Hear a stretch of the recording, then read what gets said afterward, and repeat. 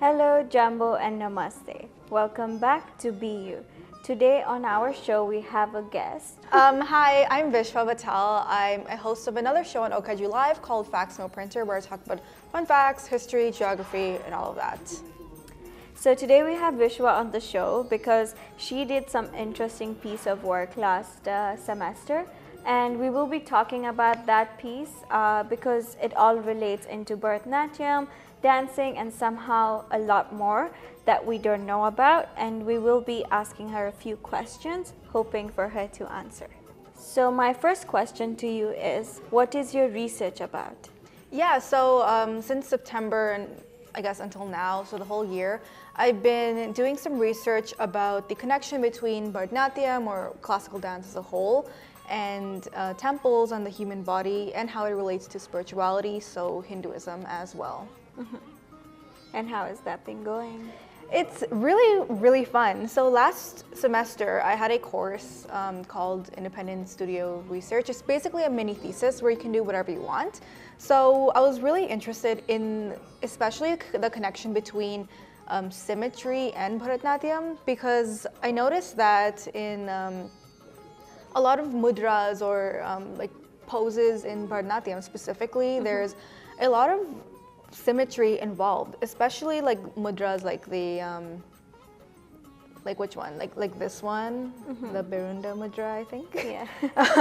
Also there's a snake one, the swastik one, so many mudras, and they have a lot of symmetry and especially geometry involved. So I was interested in why is that so, because it obviously cannot be just for fun, because as you have been exploring in your show, like everything behind the intention of classical dance, it has a meaning behind it. It's not just for show. It has a meaning. We will put up Vishwa's artworks up here on the screen, and you'll be able to see it, and you'll know what we're talking about, what we're discussing about, and what Vishwa did last semester. So you guys are not completely in the blind. My next question to you is, can you tell me more about why you make the artistic choice that you did, such as very bright colors and symmetric lines in the background?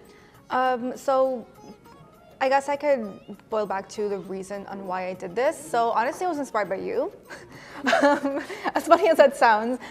Yeah, because last year in the summer, in my portrait class, I wanted to do something that's a bit more cultural and just exploring textiles and fabrics. So I asked Meena if I could borrow one of her pictures, like the photo shoot pictures you've done in your poses. And honestly, since then, I've just fallen in love with just painting the fabrics and the jewelry and all of that. And when I was scrolling through the photos, I saw that there was a lot of symmetrical poses. So in that class last semester, I thought it would be really fun to just paint one of the poses. Then I got more into the details of it. So regarding the symmetrical lines, like the lines in the background, it was actually a suggestion by my professor. He asked me if there was a way I can show that it's symmetrical without, just a black line in the center. Yeah. Because that's kind of weird, Yeah.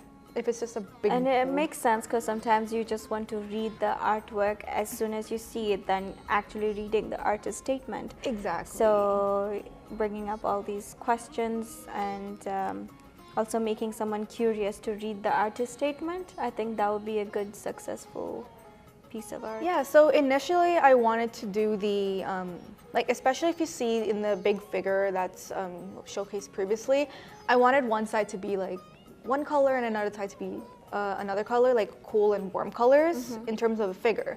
But I don't yet possess the technical skills to do that yet. So the next best thing was to do that in the background. And regarding bold colors, I just like using bright colors.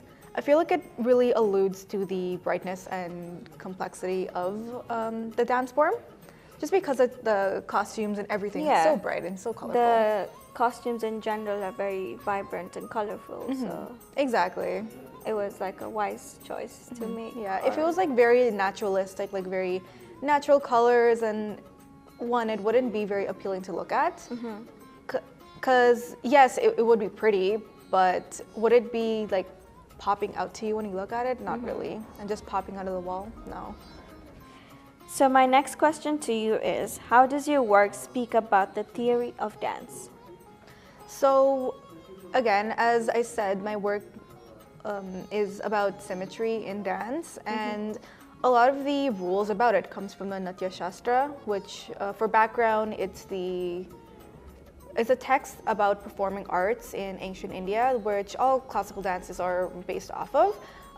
So it tells you how to do the mudras and how to do the adavus and everything correctly. So it's basically derived from there. So I guess when people look at it, they're like, okay, why is it this way? They read the artist statement, they get a little more understanding. The artist statement mentions the Natya Shastra.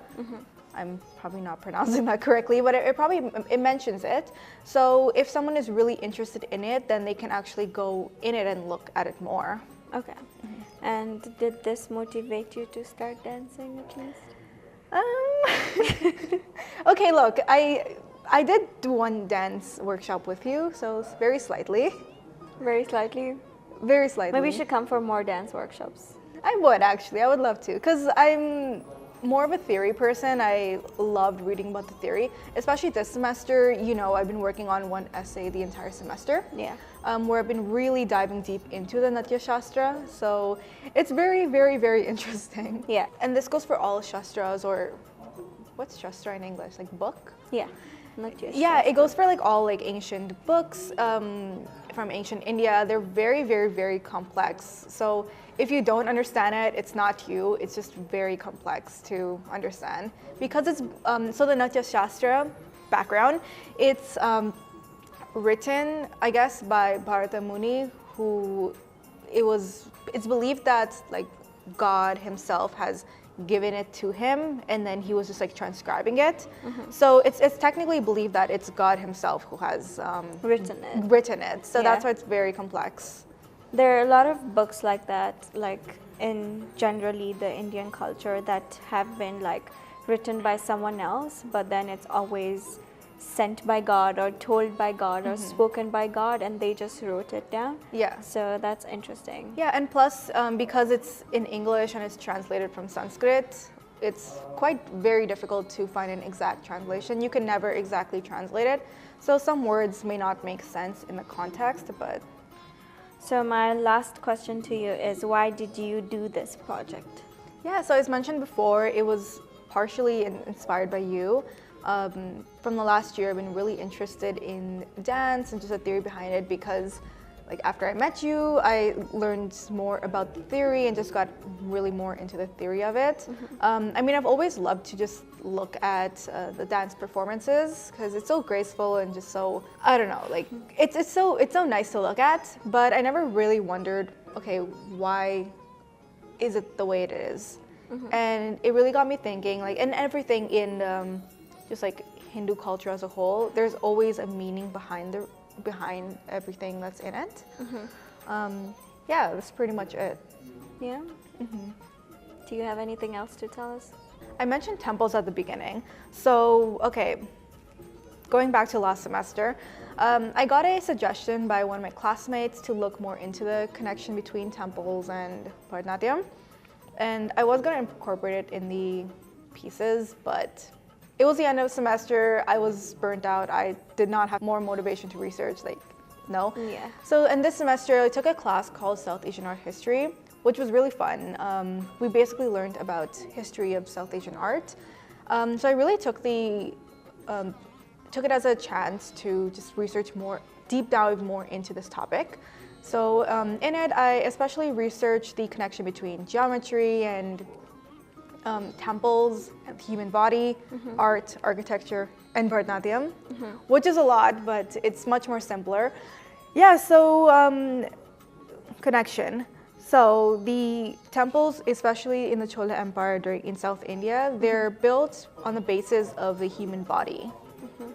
So it employs different geometric principles such as the golden ratio and even fractals. And especially, I believe it's the, one moment, the Chidambaram temple, or one of the Chola temples. they're actually built on the chakras in the human body. So each chakra is a different section of the temple. So if you lay it out flat, then you can actually see the chakras of the body aligning, yes. And even in the Nataraja temple, actually, and many of the Chola temples, you can see that there are carvings of the 108 dance poses, karnas, I believe they're called. And yeah, like they have the carvings on the temples themselves, like it's a part of the architecture. And the reason behind it is because that it's believed that the human body and dance is a way to connect to the divine and to gain moksha, which is salvation.